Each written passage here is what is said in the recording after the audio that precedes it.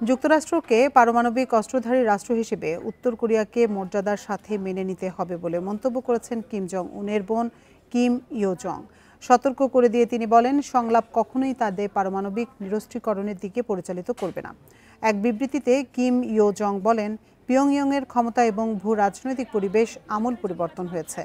একটি শক্তিশালী পারমাণবিক প্রতিরোধক রাষ্ট্র হিসেবে উত্তর কোরিয়ার অবস্থান অস্বীকার করার যে কোনো প্রচেষ্টা সম্পূর্ণরূপে প্রত্যাখ্যান করা হবে বলেও জানান তিনি। যুক্তরাষ্ট্র এবং উত্তর কোরিয়ার মধ্যে সংঘর্ষ কোনোভাবেই লাভজনক নয় উল্লেখ করে ইয়ো জং বলেন, ওয়াশিংটনের উচিত এ ধরনের নতুন চিন্তাভাবনার ভিত্তিতে যোগাযোগের অন্য উপায় খুঁজে বের করা।